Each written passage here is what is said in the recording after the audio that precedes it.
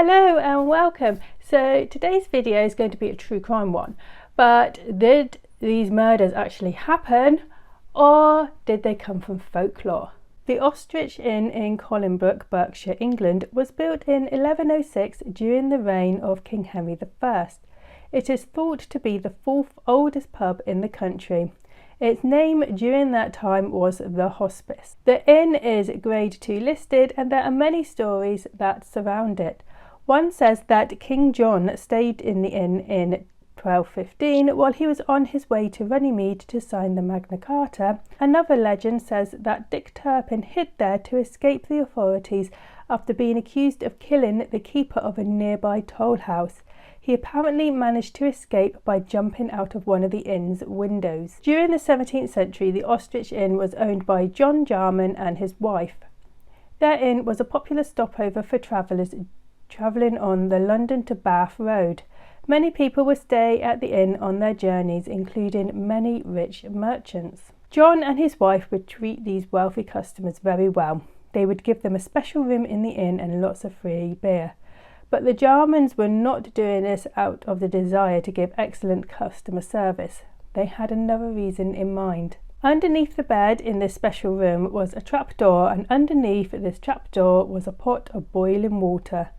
Once the customer was full of beer and relaxed in bed, they would be tipped through the trapdoor and boiled alive.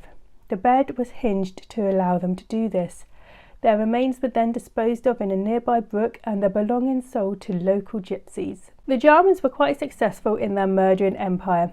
It is said that they killed around 60 people this way, but soon they became too greedy. When Thomas Cole, a clothier from Reading who was very well known, arrived in town, he decided to stay at the Ostrich Inn. John and his wife did their usual hospitality experience and piled him with lots of free beer. They then somehow managed to get Thomas to change his will. They then murdered him, and they probably would have gotten away with Thomas's murder if it wasn't for his horse. Thomas's horse had managed to break free from the stables and was wandering the street. People saw the horse and thought that Thomas must have fallen off of it, so a search party was organised to find him. Someone had seen Thomas entering the Ostrich Inn, so some of the search party went to the inn to see if he was there. While searching for Thomas at the inn, the will that he had made leaving everything to the Jarmans was discovered.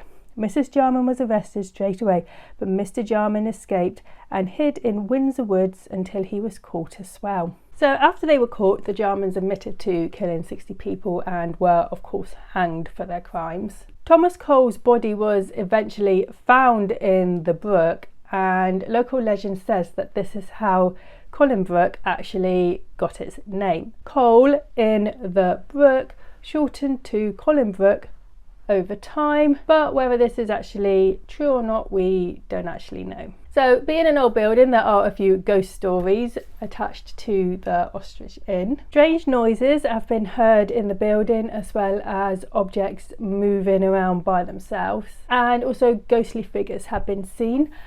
There's said to be cold spots by the ladies' toilets, which is where the Jarmans apparently kept the bodies before they disposed of them. And there's also said to be cold spots in the restaurant area of the inn, which is next to the murder bedroom. And in the actual murder bedroom, a feeling of dread can be felt. Now, is this story actually true? So the first time we hear about the murderous Jarmans is in a novel called Thomas of Reading by Thomas Deloney that was originally published in 1602. I will put a link to a PDF of a copy that was published in the 1800s into the description box so you can have a look at it. So in chapter 11 of the novel, Deloney's protagonist Thomas Cole, a wealthy clothier, visits the inn, which in the novel is called the Crane. The owners of the Crane Inn are called the Larmans, and Thomas is given the best room in the inn, which is over the kitchen. In this room, the bed is strangely nailed to the floor, but the bedroom was constructed in such a way that if someone pulled out 2 pins in the kitchen below, then the bed would lower in the manner of a trapdoor, dropping whoever was in the bed into a giant cauldron below. So Thomas Cole dies this way in a cauldron of boiling water, but meanwhile his horse has managed to escape from the stables. The horse is found wandering the village, where it was taken back to the Crane Inn, and this is where Thomas's murder is discovered. So could it be that the story of the Ostrich Inn Murders is a made-up story, but it has passed over the year into local folklore, which has then been interpreted of actually happening? Or could it actually be based on a true story, but it may have not been a story that had happened in Collinbrook? Folklorists Jacqueline Simpson and Jessica Westwood say that because Deloney travelled from place to place, he could have had a similar factual story and decided to include it in his novel.